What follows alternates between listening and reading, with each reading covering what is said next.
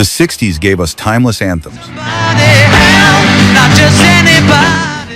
Hello, darkness, my old friend. But not every story sparkled with peace and love. These are the darkest secrets behind your favorite songs of the 60s, tales of scandal, tragedy, and hidden pain that still echo today. Get ready, because once you know the truth, you will never hear these classics the same way again.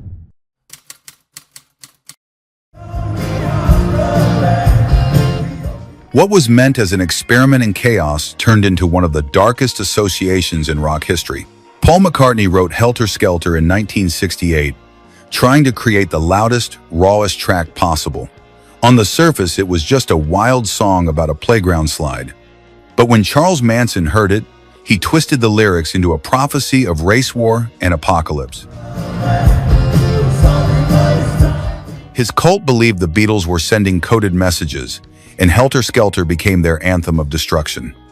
This delusion inspired brutal murders in Los Angeles, including the infamous Tate LaBianca killings.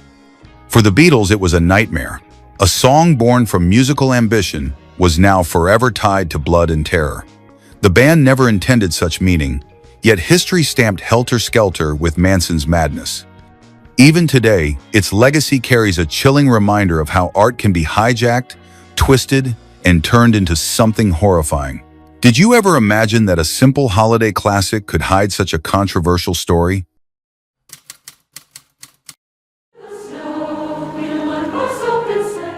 It may sound like innocent holiday cheer, but Jingle Bells has a troubling origin buried in America's racist past. Written in 1857 by James Lord Pierpont, the song was first performed in minstrel shows, theatrical acts, where white performers wore blackface to mock African Americans. While the sleigh ride imagery feels joyful, its early performances were rooted in a culture of racism and ridicule. The beloved carol that children sing worldwide began as part of an entertainment form built on humiliation. Teen Vogue uncovered historical records showing that Pierpont's song debuted in Boston as part of a blackface show, long before it became a Christmas staple. Over time, its racist context was erased, replaced by festive bells and laughter. But behind the harmless jingles lies a past that cannot be ignored. Jingle Bells reminds us that even the most familiar melodies can carry shadows from history, forcing us to reconsider the traditions we take for granted.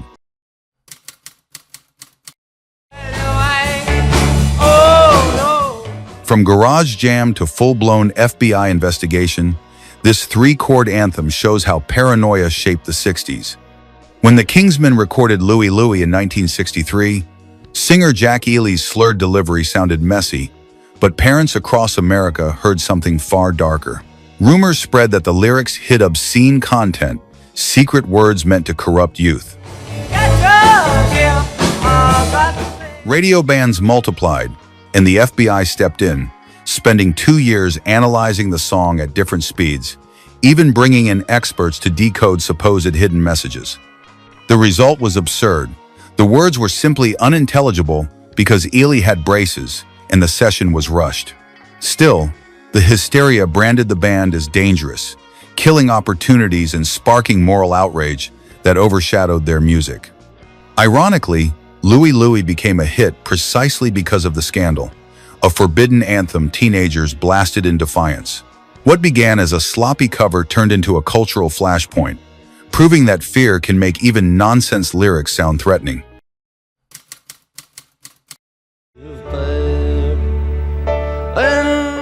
At first, Fairy Tale of New York sounded like a bittersweet Christmas ballad, raw but full of emotion. Yet behind the melancholy melody lay a storm of controversy over its lyrics. Written by Shane MacGowan and Jem Finer, the song depicts a toxic exchange between lovers filled with bitterness, shattered dreams, and insults that shocked listeners. The most debated line includes a homophobic slur sung by Kirsty MacColl, a word that later sparked outrage.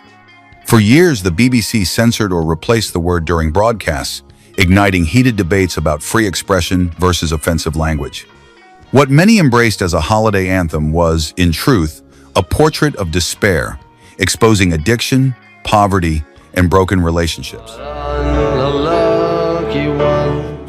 The secret of its enduring impact lies in its brutal honesty.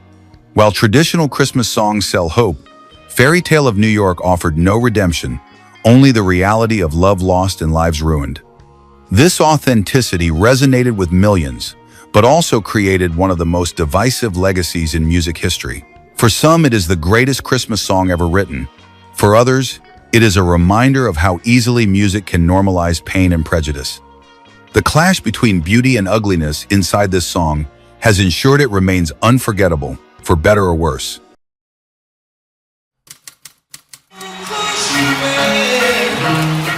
What sparkles as a psychedelic masterpiece hides the story of a man collapsing under the weight of his own genius. Brian Wilson of the Beach Boys spent 6 months obsessing over every note of Good Vibrations, pushing studio musicians through endless takes, adjusting microphones by millimeters, and rewriting sections until exhaustion. He believed rivals like the Beatles were watching, and that this single track would decide the band's place in history. Paranoia consumed him. He heard voices in the walls, hired guards for the studio, and lived in fear of spies stealing his ideas. The song's patchwork structure was not just innovation, it reflected Wilson's fragmented mental state. The cost was devastating. By the time Good Vibrations topped charts, Wilson was already retreating from the world, consumed by anxiety, hallucinations, and breakdowns. His bandmates watched helplessly as success became a hollow victory. The very song that proved his genius also marked the beginning of his decline, fracturing the unity of the Beach Boys and leaving scars that lasted decades. What the world celebrated as beauty and harmony was, behind closed doors, the sound of a man unraveling. Do you think these controversies make the songs more powerful, or do they ruin the magic?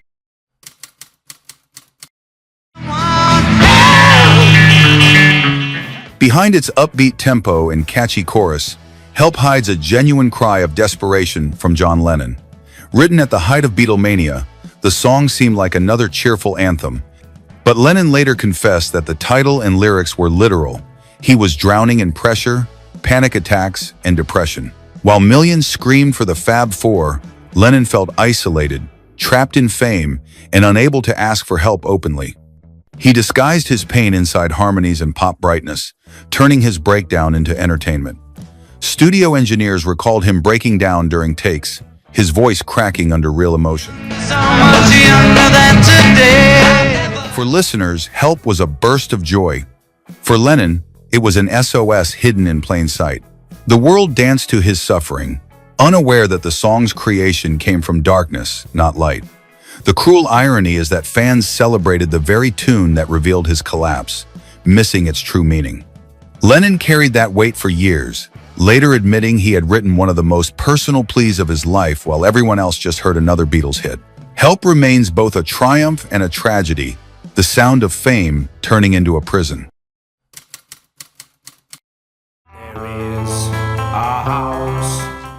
The Animals turned an old folk ballad into a global hit, but they didn't know the dark truth behind its story. House of the Rising Sun was believed to be about a fictional house of ill repute in New Orleans. Yet research uncovered it was based on a real establishment tied to disappearances, exploitation, and unexplained deaths in the early 20th century. Historical files suggest young women were lured with promises of work, only to end up trapped in servitude. Local whispers told of women who entered and never came out, with police often looking the other way. For Eric Burdon, the haunting lyrics took on new weight when he learned these details years later. He admitted feeling uneasy performing the song, as if celebrating misery that was all too real. Some reports even claim the building was destroyed by fire in the 1920s, possibly to erase evidence. What fans embraced as a soulful ballad carried a legacy of tragedy and exploitation. The song's power comes from this unease, a timeless melody tied to very real ghosts of the past. Talk with you again. This haunting ballad became a hymn of alienation, but its roots lie in national trauma. Paul Simon wrote it in the aftermath of President John F. Kennedy's assassination in 1963. He composed the lyrics in darkness, sitting alone in his bathroom with the lights off, overwhelmed by the eerie silence that fell over New York City after the shooting. What seemed to be a song about communication breakdown was, in fact, Simon's meditation on a country numbed by tragedy. The silence was not metaphorical, it was the literal quiet of a shocked nation. Was planted in my brain. Yet success brought its own torment. Simon later admitted he felt conflicted, profiting from grief, while Art Garfunkel embraced the song's popularity. This difference deepened their personal divide, leaving Simon trapped between guilt and acclaim. The irony was cruel. Audiences saw beauty, while Simon saw exploitation of sorrow. The sound of silence endures because it captured more than loneliness. It froze the moment when a nation's voice cracked under pain. Behind its delicate harmonies, it is the echo of death, grief, and the unsettling emptiness of moving on too quickly.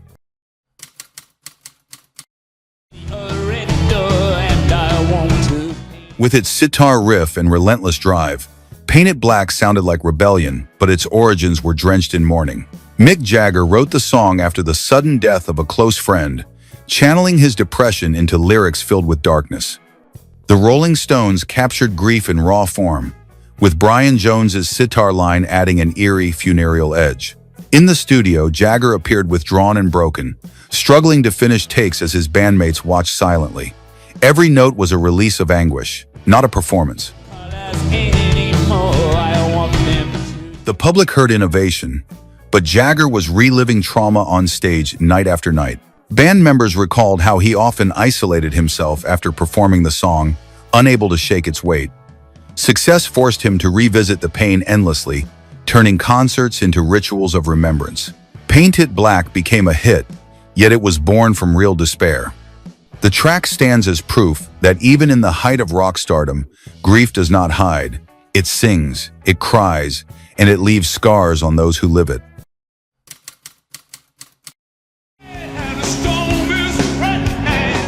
Few songs capture dread like Gimme Shelter, but its story is even darker. Written as images of war and violence filled the news during the Vietnam era, the lyrics became a chilling soundtrack to chaos. Yet tragedy struck within the studio itself. Backup singer Mary Clayton recorded her unforgettable solo while heavily pregnant, her voice cracking with raw power on the line, "Rape, murder, it's just a shot away." Hours later, she suffered a miscarriage, leaving the performance forever marked by real pain. What listeners heard as brilliance was the sound of a woman pushing her body to the edge. The Stones intended protest, but the recording carried trauma no one foresaw. Clayton's anguish gave the song its immortal edge, but it cost her dearly. For Jagger and Richards, Gimme Shelter became their darkest masterpiece, shadowed by the suffering of someone who gave everything in a single take. The song that warned of destruction left destruction behind in real life. To this day, every replay carries not only its apocalyptic message, but also the haunting echo of a tragedy born in the studio.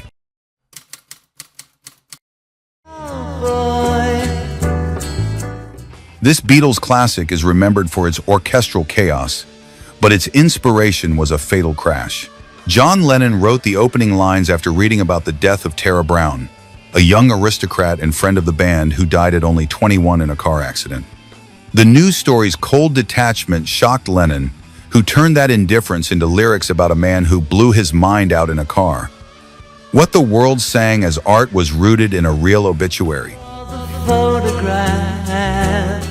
The irony is that Paul McCartney's sections added a whimsical feel, masking the tragedy with playful tones. Together, the song fused humor and horror, beauty and despair. To fans, it was groundbreaking. To Lennon, it was grief wrapped in melody. A Day in the Life became one of the band's greatest achievements, but also a reminder of how death seeped into even their most celebrated work. Beneath its innovation lies the shadow of a young life cut short and a society that moved on too quickly.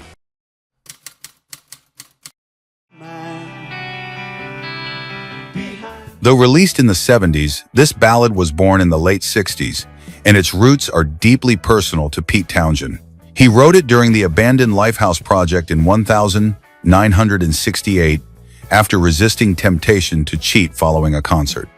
Torn between desire and his devotion to spiritual teacher Meher Baba, Townshend poured his guilt, rage, and repression into the song. The lyrics reveal a man fighting demons while the world saw only a rock star. The Who later turned it into one of their defining tracks, but for Townshend it was closer to confession than performance. Behind Blue Eyes is not a story of fictional anger. It is the sound of an artist wrestling with betrayal of his own values. The secret behind its power is that it exposes vulnerability where bravado was expected. Beneath the roar of The Who was a man crushed by the weight of fame, desire, and shame. These classics from the 60s gave us unforgettable melodies, but also revealed that behind the music there were wounds, scandals, and tragedies hidden in the shadows. Every song carried more than rhythm, it carried the truth of broken lives and untold struggles. So if you enjoyed uncovering these stories, give this video a like and subscribe for more journeys into the hidden side of music history. And tell us in the comments, which song do you believe hid the darkest secret of all?